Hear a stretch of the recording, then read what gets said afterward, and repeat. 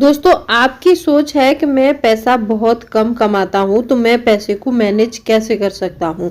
अगर आप ये सोच रखते हैं, आप अपना कम सैलरी समझ के पैसा मैनेज नहीं कर रहे हैं तो आप लाइफ में कभी भी अमीर नहीं बन सकते हैं। अगर आपको अमीर बनना है, आपको रिच बनना है तो आपको अपने पैसे को मैनेज करना सीखना होगा। तो आज के वीडियो में हम सीखेंगे मनी मैनेजमेंट के कुछ रूल्स। जो मनी मैनेजमेंट के ये रूल्स हैं, बहुत ही इजी रूल्स हैं, आप इनका इम्प्लीमेंट इजीली कर सकते हैं। तो चलिए स्टार्ट करते हैं वीडियो को। Hello friends, welcome back to my channel. कैसे हैं आप लोग? आई होप आप बहुत अच्छे होंगे और सेहतमंद होंगे और आप लगातार मेरी वीडियो के साथ भी बने हुए होंगे। दोस्तों, आज की वीडियो बहुत इंपॉर्टेंट है, जो है एक मनी मैनेजमेंट की वीडियो। जो कम सैलरी है वो लोग अपने पैसे को कैसे मैनेज करें और अपने पैसे को बचाएं ताकि उन आगे भविष्य में वो पैसा उनके काम आए। तो चलिए स्टार्ट करते हैं वीडियो को। सबसे पहले अपना एक बजट बनाएं। जो भी आपकी बेसिक ज़रूरतें हैं, जैसे बच्चों की फीस, आपके रूम का रेंट, आपकी ग्रोसरी वगैरह, ये सारा सब कुछ आपका जो है बेसिक नीड में आता है। तो सबसे पहले आपको एक बजट बनाना है और अपनी सारी बेसिक नीड्स को उसमें राइट डाउन करना है। जब देखेंगे आपके जो भी कमा रहे हैं उसका 50% आपका जो है आपके बजट में होना चाहिए। 50% से ऊपर बजट हो रहा है तो आप उसमें बजट में कुछ बदलाव करिए और बदलाव करने के बाद आप उसको 50% में मैनेज कर लीजिए। ठीक है, आपने 50% में अपना बजट बना लिया, अब बचता है उसके बाद में 50% पैसा। तो 50% पैसे में से आपको 30% पैसा जो है अपने वॉन्ट्स के लिए रखना होगा। अब ये वॉन्ट्स के लिए कैसे रखना है वो आगे के पॉइंट में डिस्कस करेंगे। अब आता है हमारी सैलरी का 20% हिस्सा। अब उस 20% को आपको कैसे मैनेज करना है। उस 20% पैसे के लिए आपको कम से कम 2 अकाउंट का यूज करना है। अब उस 20% को मैनेज कैसे करना है इस पॉइंट में समझेंगे, तो वीडियो के अंत तक जरूर बने रहना। ठीक है, तो इसमें क्या करना है, आपको 10% पैसा एक अकाउंट में अलग रखना है और 10% पैसा आपको एक अकाउंट में अलग रखना है। जैसे मान लीजिए आपकी सैलरी 50,000 है तो 5,000 आप एक अकाउंट में रख दीजिए और 5,000 आप एक अकाउंट में रख दीजिए। आपका एक अकाउंट को आपको नाम देना है सेविंग अकाउंट और एक को देना है इमरजेंसी फंड नाम। जो आप सेविंग अकाउंट में जो पैसा रख रहे हैं उसको सिर्फ आपको यूज करना है अपने निवेश के लिए।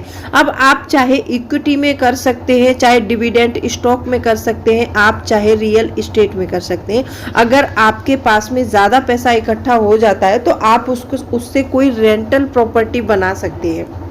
जब आप रेंटल प्रॉपर्टी बना लेंगे तो आपको वहां से उम्र भर जो है रेंट आता रहेगा और आपके पास कभी भी पैसे की कमी नहीं होगी। ठीक है, अब 10% जो आपने अलग रखा है उस पैसे को आप अपने लिए एक इमरजेंसी फंड के रूप में इकट्ठा करिए, क्योंकि जब भी आपके पास कोई भी इमरजेंसी आए या फिर कोई भी ऐसी सिचुएशन आ जाए कि जिससे आपको लड़ना पड़े तो वो पैसा आपके काम आएगा। ठीक है, ये 20% को आपको हमेशा ऐसे मैनेज करना है। अब ये हमारा 70% पैसा मैनेज हो चुका है इसमें, अब बचता है हमारा 30%। अब उस 30% को हमें कैसे मैनेज करना है, देखिए 30% हमने अपने वॉन्ट्स के लिए रखा था तो उसमें से हमें 10% पैसा अपने वॉन्ट्स पे खर्च करना है। जैसे हमें मान लो कोई मोबाइल खरीदना है या फिर कोई ब्रांडेड जूते कपड़े ऐसी चीज़ें खरीदनी है, हम 10% पैसा उसके लिए यूज़ करेंगे। 10% पैसा हम अलग रखेंगे, उसको अपने इंटरटेनमेंट के लिए यूज़ करेंगे।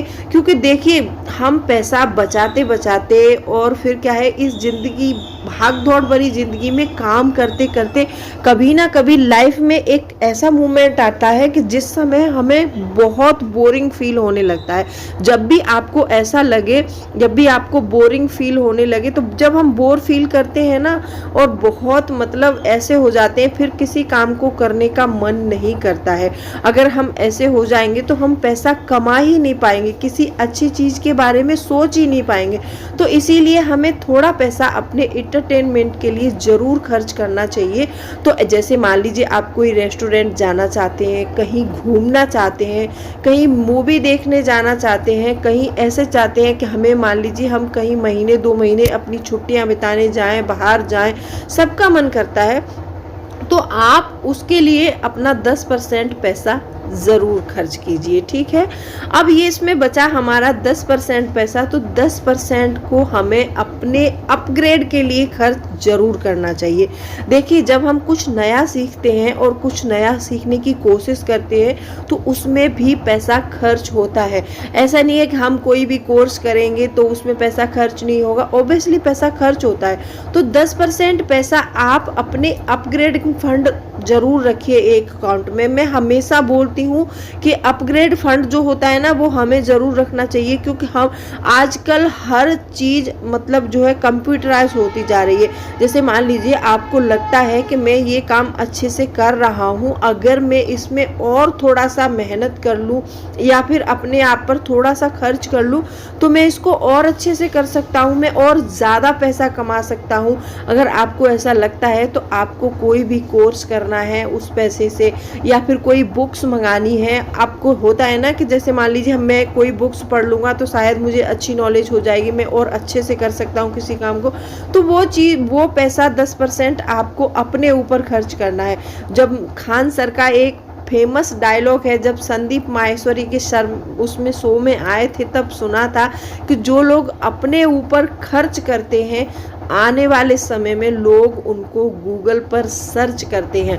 जो आप मान लीजिए जिस भी कंपनी में कहीं काम कर रहे हैं उस काम को तो आपको करना ही है, उससे तो आपको अर्निंग करनी ही है, लेकिन जो आपका पैशन है उस पैशन के लिए आपको अपना पैसा खर्च करके उस पैशन को आगे बढ़ाना है। क्या पता आगे जाके आपका पैशन आपका प्रोफेशन बन जाए। तो इसीलिए आपको हमेशा मेहनत तो करनी है, लेकिन साइड में एक दिमाग ये भी चलाना है कि मैं इस काम को और बेटर कैसे कर सकता हूँ। जब आप अपना बेस्ट देते जाएंगे तो आपको अमीर बनने से कोई नहीं रोक सकता। तो इसीलिए आपको एक अपग्रेडिंग फंड ज़रूर रखना चाहिए अपने लिए। आप कितना भी कमाएं, फ़र्क ये नहीं पड़ता कि आप कम कमाते हैं, फ़र्क ये पड़ता है कि आप कितना बचाते हैं। और उस बचे हुए पैसे का इस्तेमाल आप अगर सही तरह करते हैं और मैनेज करके चलते हैं तो आप कभी भी पैसे की तंगी से नहीं जूझ सकते हैं, ये मेरा वादा है आपसे। तो मैंने जो जो पॉइंट बताए हैं, कैसे लगे पॉइंट आपको कमेंट करके ज़रूर बताना। और कल जो मैंने वीडियो अपलोड की है उसमें भी आपको मनी मैनेजमेंट करना बताया है, उसमें बताया है फाइनेंशियल सिक्योरिटी क्या होती है, और जब हम 30 की एज से ऊपर होते हैं तो हमें फाइनेंशियल सिक्योरिटी चाहिए ही चाहिए। क्योंकि जब 30 की उम्र के बाद ना हमारे बच्चे होते हैं, हमारा परिवार होता है, तो हम ज़्यादा रिस्क नहीं ले सकते हैं।